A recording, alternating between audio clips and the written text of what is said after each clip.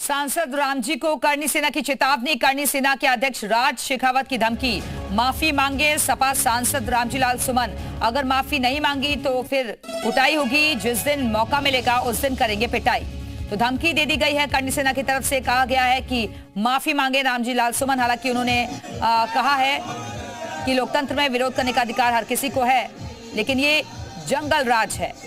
अपने बयान पर कायम है रामजी लाल सुमन, लेकिन दूसरी तरफ करनी सेना में आक्रोश बढ़ता ही जा रहा है। और क्या कुछ कहा गया है करनी सेना की तरफ से, सुनवाते हैं आपको। आज महाराणा सांगा जी की जन्म जयंती है और आप सबने देखा कि हमारे महाराणा सांगा जी और समस्त सनातनियों को एक व्यक्ति ने, जो जनप्रतिनिधि है, उसने अभद्र टिप्पणी से अपमानित किया। उस व्यक्ति विशेष को जवाब देने के लिए इस जयंती के शुभ अवसर पर हम पूरे भारतवर्ष से सनातनी और क्षत्रिय इकट्ठा हुए हैं। आज हमारी कई अपेक्षाओं को लेकर हम सरकार से हमारी बात पहुंचाएंगे। 5 बजे तक का समय हम सरकार को दे चुके हैं, पहले भी आज भी दे रहे हैं कि 5 बजे तक हमारी इन अपेक्षाओं पे आपका प्रतिनिधिमंडल आए और हमारे से बैठ के बात करे, इस पर सहमति दर्ज करे, हम अनुशासन से वापस चले जाएंगे। तो 5 बजे तक का वक्त दिया गया है। करनी सेना की तरफ से सरकार को विरोध जाहिर कर रहे हैं वो लोग। उन्होंने कहा है कि रामजी लाल सुमन इस पूरे बयान पर माफी मांगे। बात हम कर रहे थे, उसी नाराजगी को जाहिर करने के लिए इस वक्त भारी संख्या में भीड़ लगातार देश के अलग अलग हिस्सों से यहां पर पहुंच रही है। नारेबाजी लगातार की जा रही है। हालांकि मंच सजना शुरू हो चुका है। मंच शाम 5 बजे जो वहां से ऐलान किया जाएगा, उसके बाद आगे की रणनीति क्या कुछ होगी वो तय होगी। लेकिन इस बीच बार बार जो हम बात कर रहे हैं नाराजगी को लेकर, प्रदर्शन को लेकर बात करते हैं। एक बार फिर से नाराजगी पे हम आएंगे। नाराजगी को लेकर कानून बनाने की बात कर रहे हैं। क्या कुछ होना चाहिए?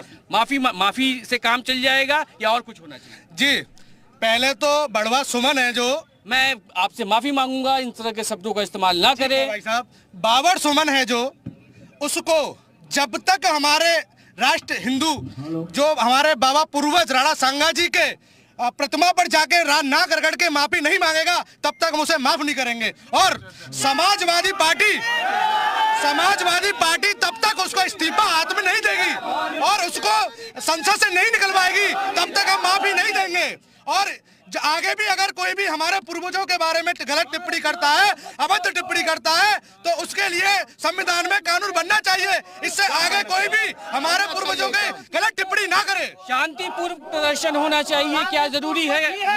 अगर कोई विपक्ष इसमें चाल चला तो वो अशांति भी होने में समय नहीं लगेगा। वो अब समय भूल जाइए। अभी 1000 जो लोग करेगा, 1000 डंडा हम लेकर तैयार, यहाँ लाखों में संख्या आएंगे, रोक नहीं पाएंगे हम। ये बड़ा क्षत्रियों राजपूतों का सम्मान की बात है, हिंदुओं पूरे क्षत्रियों के सम्मान की बात है, कोई नहीं छोड़ेगा, जान लीजिएगा। पुलिस, पिछली बार जो तस्वीरें हमने देखी थी कि हंगामा बहुत ज्यादा हो गया था, गाड़ियों में तोड़फोड़ कर दी गई थी, वो विपक्ष किए हैं। वो सुमन के लड़का, उसका नेतृत्व में सारा हुआ। हम मौके पे थे वहाँ, हम थे वहाँ, हम लोग गए, हमने शांतिपूर्ण जाके उसके घर में जाके हमने हमला किया, शांतिपूर्ण हमला किया हमने। लेकिन जो उसके जो समर्थक थे, उन्होंने ऊपर से अद्दा फेंकने का काम किया, बोतलें फेंकने का काम किया, जिससे पुलिस प्रशासन भी घायल हुआ और हमारे करनी सैनिक भी घायल हुए। और मेरे जो छोटे छोटे भाई गए थे, उनके ऊपर भी लाठीचार्ज हुई। ठीक है, और पुलिस की शासन की भी बताते हैं। अब हम डंडा लेकर आए हैं, अब आप करिए। हम क्षत्रियों ने कभी उधम दंगे नहीं किए। क्षत्रियों ने हमेशा दलित और सभी समाजों का सपोर्ट किया है और हम ये दलित की लड़ाई लड़ रहे हैं।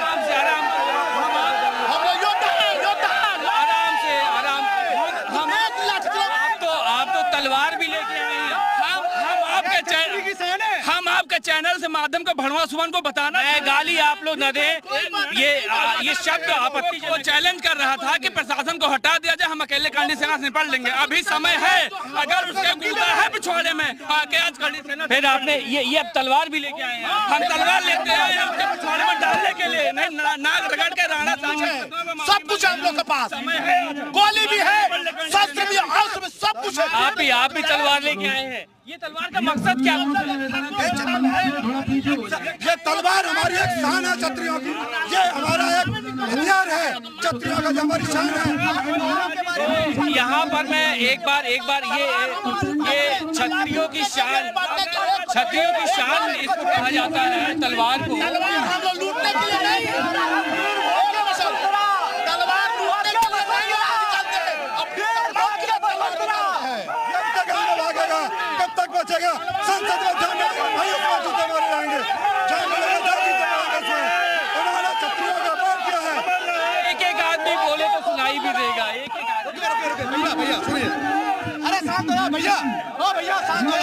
अब अगर आप देखेंगे तो यहाँ पे लोग तलवार भी लेके आए हैं। हालांकि इसे कहा जा रहा है कि ये क्षत्रियों की शान है और कई लोग के पास इस वक्त यहाँ पर लोग यहाँ पर लेकर पहुंचे हुए हैं। लेकिन शांतिपूर्ण जो बात कही जा रही है, शांतिपूर्ण तरीके से प्रदर्शन होगा। के ऊपर डिपेंड है, हमारे राष्ट्रीय अध्यक्ष जो कहेंगे, हमारा अगर नेतृत्व जो कहेगा वो हम लोग करता है। हम लोग सिपाही है, कर्री सिपाही है, हम लोग करने के लिए तैयार हैं। यानी 5 बजे का इंतजार करना होगा। 5 बजे जब मंच से ऐलान होगा उसके बाद बंद होगा, पूरा चक्का जाम होगा क्षत्रियों का।